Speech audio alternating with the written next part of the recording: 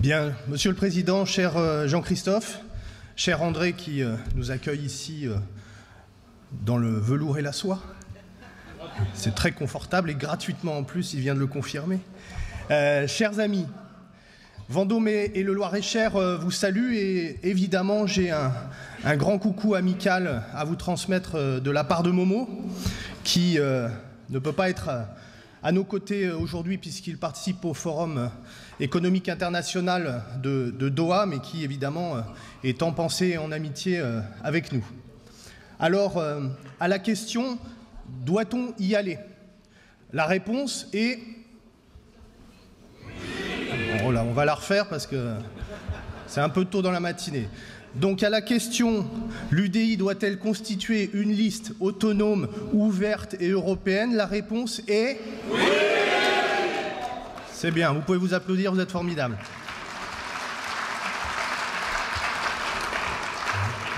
Et à la question pourquoi doit-on y aller, je vois deux éléments de réponse. Évidemment, Florent, à travers l'étude stratégique, a déjà abordé un certain nombre de ces thématiques, mais je voudrais revenir et insister sur deux points rapidement. Le premier, c'est l'Europe. Nous sommes tous conscients aujourd'hui, les uns et les autres, que l'Europe est malade. Nos concitoyens, les peuples européens, ne comprennent plus aujourd'hui quel est le sens de l'Europe et quel est l'apport que l'Europe a pour eux dans la liberté qu'il leur procure et dans la sécurité. Si aujourd'hui nous connaissons un continent en paix depuis 70 ans, c'est bien parce que les pères fondateurs de l'Europe ont eu cette vision et ont su faire fi des combats et des conflits anciens pour créer cette zone de stabilité. Et cette zone de stabilité aujourd'hui, si l'on y prend garde, elle est en danger. André disait tout à l'heure qu'il était de cette génération qui a vu cette Europe se construire et qu'il craignait de la voir mourir. Nous en sommes bien là aujourd'hui. Nous en sommes à la croisée des destins. Soit on arrive à remettre l'Europe au cœur des débats, au cœur de nos concitoyens, soit elle peut disparaître sous l'effet des Brexit et autres tentatives de sortir de cette Union européenne.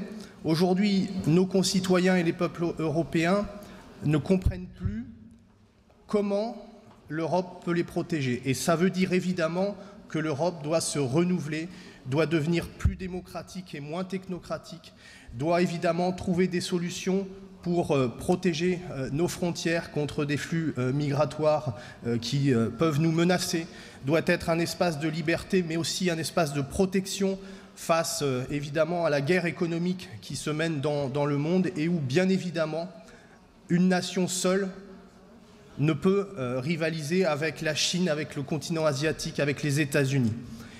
Dans le même temps où nos concitoyens et où les peuples européens ne comprennent plus le sens de l'Europe, nous avons des mouvements politiques partout qui se déploient et qui laissent croire à nos concitoyens, qui laissent croire au peuple européen que c'est dans le repli qu'on trouvera les saluts. Mais qui peut croire évidemment que contre cette guerre économique, un pays seul, plutôt que l'ensemble de l'Union européenne, pourra demain être une puissance économique suffisante? Qui peut croire évidemment que face à ces défis des mouvements migratoires, eh bien, la frontière nationale serait plus efficace qu'une frontière européenne? Et pour ça, nous avons un certain nombre de propositions à l'UDI qui répondent évidemment à ces préoccupations immédiates et majeures de nos concitoyens. Et puis, deuxième raison essentielle, qui est une raison de politique française.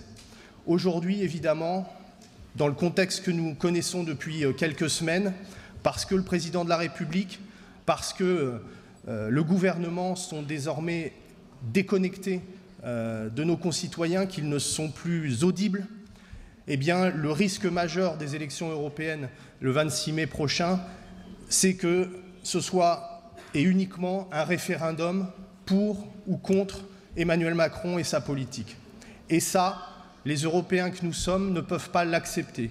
Il faut absolument que dans notre pays, ces élections de mai 2019 soient le moment où on parle d'Europe, soit le moment où on se défende contre celles et ceux qui attaquent aujourd'hui le principe de la construction européenne, qui attaquent aujourd'hui le principe de l'Union européenne. C'est essentiel dans la période qui s'ouvre et ça ne passe que par une liste évidemment autonome, indépendante, qui permettra à ceux qui défendent la construction européenne mais qui ne se reconnaissent pas aujourd'hui dans la politique du président de la République de pouvoir participer à ces élections et de pouvoir envoyer, et c'est important, demain des élus au Parlement européen qui défendent l'Europe et la construction européenne. Voilà pourquoi nous devons participer à ces élections et nous serons mobilisés à partir de maintenant. Merci.